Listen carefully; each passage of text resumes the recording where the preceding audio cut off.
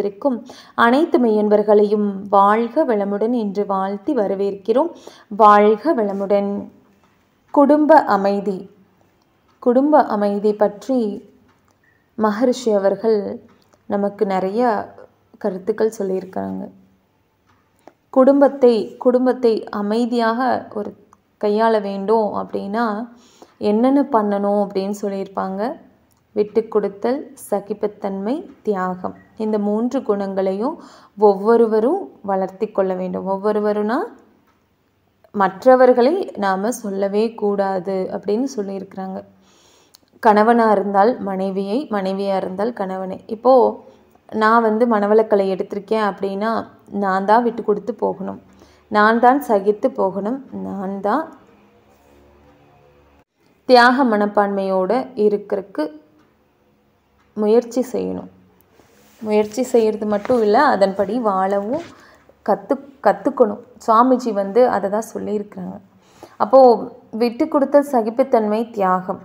இதில் ஒரு பாடல் நமக்கு மிக அழகாக அந்த பாடலில் சொல்லியிருப்பாங்க.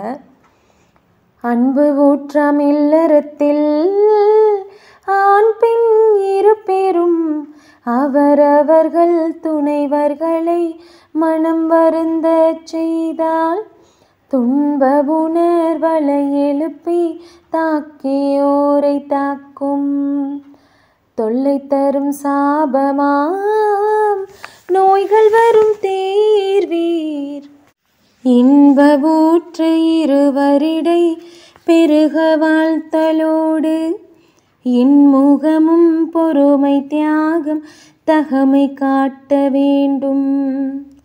தன் புகழ் விளக்கும் நல்ல தரமுடைய மக்கள் தலைப்பார்கள் இல்வாழ்வை ஆய்ந்து கண்ட உண்மை. தலைப்பார்கள் இல்வாழ்வை ஆய்ந்து கண்ட உண்மை. அப்போது இந்த அன்பு ஊற்றெடுக்கும் இல்லம் அப்படிங்கிறாங்க. இல்லம் அப்படின்னா, குடும்பம் அப்படின்னா எப்படி இருக்கணும்னா அங்கே அன்பு மட்டுமே இருக்க வேண்டும். ஒருவரை ஒருவர் கட்டளையிடவோ வெறுப்பை காட்டவோ கூடாது அப்படிங்கிறாங்க.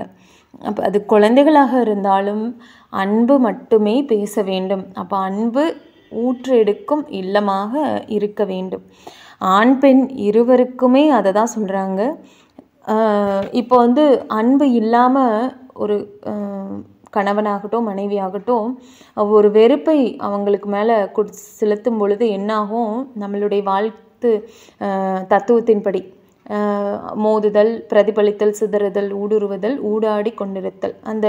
அந்த தத்துவத்தின்படி ஒரு மனைவியோ கணவனோ அவர்களது வாழ்க்கை துணை மேலே ஒரு வெறுப்பை செலுத்தினாங்க அப்படின்னா, இவர் இப்படி பண்ணிட்டாரு, இவங்க இப்படி பண்ணிட்டாங்க அப்படிங்கிற ஒரு வெறுப்பை செலுத்தும் பொழுது அது என்ன ஆகும், மீண்டும் அவர்களுக்கே மோதும், மீண்டும் பிரதிபலிக்கும், சிதறும் பொழுது அந்த குடும்பத்தில் என்னை சார்ந்து யார் யார் இருக்காங்க அப்படின்னா என்னுடைய குழந்தைகள் இருக்கிறாங்க, என்னுடைய தாய் தந்தையர் இருக்கிறாங்க, என்னுடைய வழியில் இருக்கிறவங்க இருக்கிறாங்க.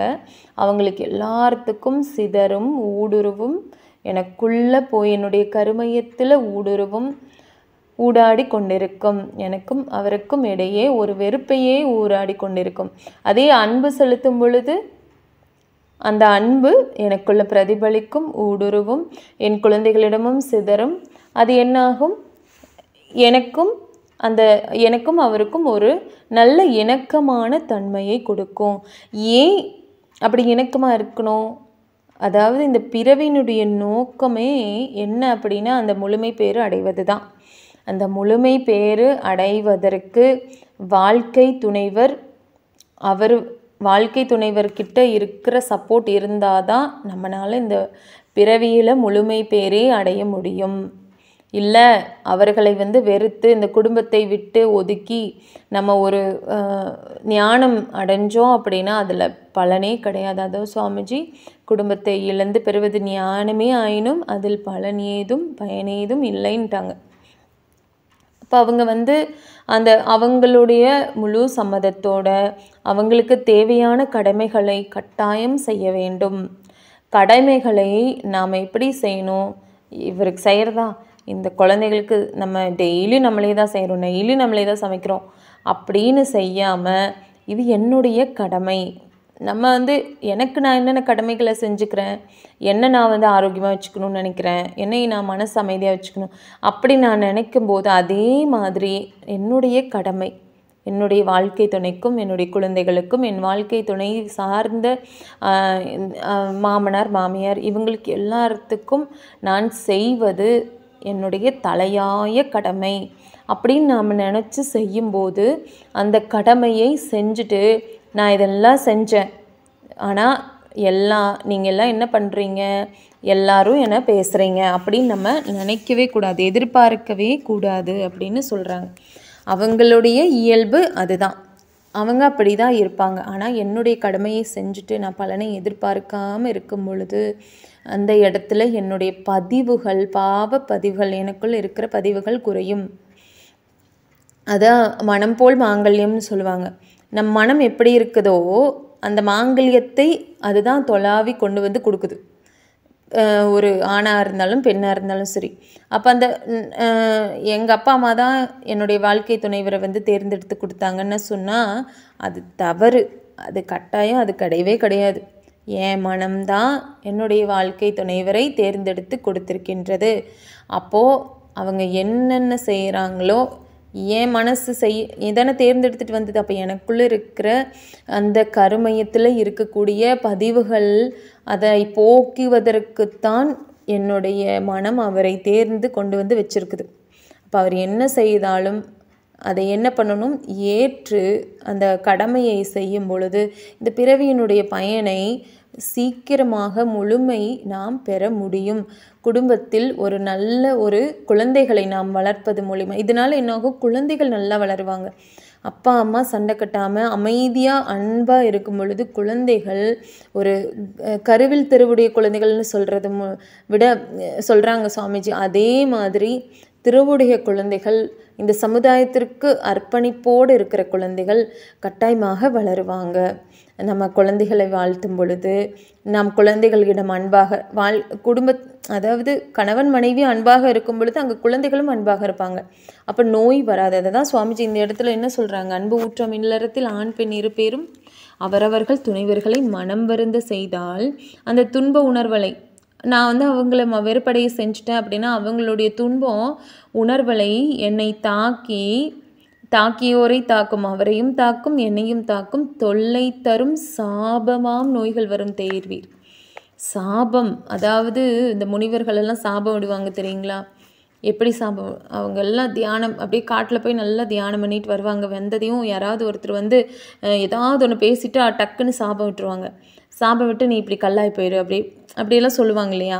அவங்க அந்த தவத்தினுடைய பலம் அதை வந்து அப்படியே வந்து நடந்துடும். அது மாதிரி அதுதான் சாபம்னு சொல்லுவாங்க. அந்த சாபம் மாதிரி நாம் வெறுப்பை உமிழும்போது அது ஒரு சாபமாக மாறுது அப்படிங்கிறாங்க. எவ்வளோ பெரிய விஷயத்தை குடும்பத்தில் வச்சுருக்காங்க சுவாமிஜி பாருங்கள். அப்போது அந்த சாபம் கட்டாயம் அந்த குழந்தைகளுக்கு போய் சேரும், அது அவங்களுக்கு பதிவுகளாக போய் சேரும். அப்போ நம்ம வந்து அந்த அன்பை மட்டும் கொடுக்கும் பொழுது அந்த நம்ம ஏற்கனவே ஏதாவது தவறுகள் செஞ்சிருந்தாலும் அவர்களை வாழ்த்துவதன் மூலியமாக நாம் மாற்ற முடியும்.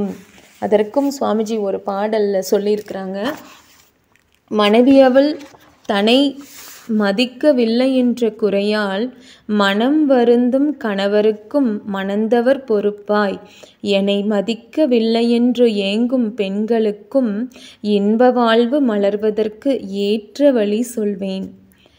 அதாவது கணவர் வந்து நினைக்கிறாரு, இவ வந்து என்னை மதிக்கிறதே இல்லை, நான் சொல்கிறத கேட்குறதில்ல. அதே போல் மனைவி, நான் எவ்வளோ வேலைகளை செய்கிறேன், ஆனால் இவங்க வந்து என்னுடைய எதையுமே வந்து எனக்கு ஒரு ரெஸ்பான்ஸ் நான் பேசுகிறதுக்கு கொடுக்கறதில்ல அப்படின்னு நினைக்கிறாங்க. இல்லை, ஆனால் நீங்கள் நல்லா கேட்டுக்கோங்க, சுவாமிஜி சொல்கிறது என்ன அப்படின்னா, நினைவு கூர்ந்து வாழ்க்கை துணை இதுவரை உங்களுக்கு நிறை மனதோடு அன்பு கொண்டு செய்தவையெல்லாம் பாரீர், உன்னை மதித்து ஆற்றியுள்ள இனிய செயல் அனைத்தும் உள்நினைத்து நன்றி கூற வாழ்த்த மனம் நிறையும். அதாவது இப்போ வரைக்கும் நம்மளுடைய வாழ்க்கை துணை என்னென்ன நல்லது செஞ்சுருக்காங்களோ அதை மட்டும் பார்க்க சொல்கிறாரு. கண்டிப்பாக நல்லது செஞ்சுருப்பாங்க. அந்த நல்லதை மட்டும் நாம் பார்க்கும் பொழுது, அந்த நல்லதை மட்டும் நம்ம நினச்சிக்கிட்டே இருக்க இருக்க இருக்க அவர்களுக்கும் நமக்கும் இடையே ஒரு காந்த பரிமாற்றம், ஒரு அன்பாக மாறி அந்த வெறுப்பு போய் அன்பாக மாறும்போது என்ன நடக்குது அப்படின்னா, அதுக்கப்புறம் நம்ம அவங்களை வாழ்த்துனோம் அப்படின்னா அந்த வாழ்த்து அவங்களை போய் நிச்சயமாக அவங்களை தாக்கி ஒரு நல்ல அன்பான அன்பு ஊற்றெடுக்கும் குடும்பமாக மாறும். அப்போ நம்ம எப்படி வாழ்த்தணும்? சும்மா நான் வாழ்த்திட்டே இருக்கேன், என் கணவர் மாறலை, என் மனைவி மாறலை அப்படின்னு நம்ம சொல்லாமல், அவர்கள் செய்த நல்லவற்றை மட்டும் ஒரு நாள் ஃபுல்லாக நினச்சி பார்ப்போம். ஒரு நாள் இல்லைனாலும் 2 நாள் நினச்சி பார்ப்போம். நினச்சி பார்த்துட்டே இருக்க அதுக்கப்புறம் நம்ம வாழ்த்த தொடங்குவோம். நம்ம நினைக்கும் போதே அவங்களுடைய காந்த பரிமாற்றமும் நம்மளுக்கும் அந்த வெறுப்பு மாறி அன்பு ஒரு மகிழ்ச்சி அந்த ஒரு பரிமாற்றம் நடக்கும். அதுக்கப்புறம் நம்ம வாழ்த்தும் போது அந்த வாழ்த்து உடனே அவங்களை போய் அவங்களுடைய கருமைத்தை தாக்கி அவங்களே நம்மக்கிட்ட பேசுகிற மாதிரி நடக்கும். எவ்வளோ நம்மளை உயர்த்தி சுவாமிஜி சொல்லியிருக்காங்க பாருங்கள். நம்ம போய் கீழே இறங்கி பேசவே முடியாது, நம்ம ஈகோவில் நிற்போம். நான் போய் அவங்ககிட்ட பேசுகிறதா அப்படிங்கிற ஒரு ஈகோவில் நிற்போம். ஆனால் அவங்கள நல்லதை நினச்சி நம்ம வாழ்த்தும் போது அவங்களே நம்மக்கிட்ட பேசுவாங்க. அப்போ நம்மளுக்கு அந்த ஈகோவில் எங்கே போயிருக்கோம்? தூளாக போயிருக்கோம். அப்போது எவ்வளோ ஒரு அழகான ஒரு குடும்பத்தை நாம் கையாள சுவாமிஜி கற்றுக் கொடுத்துருக்காங்க. அப்படிங்கிறப்போ மிகப்பெரிய ஒரு பொக்கிஷத்தை நமக்கு வாரி கொடுத்துருக்காங்க இந்த வேதாத்திரிய கல்வியில்.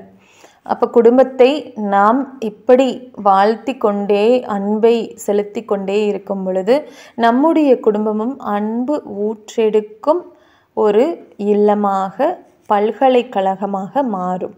வாழ்க வளம்.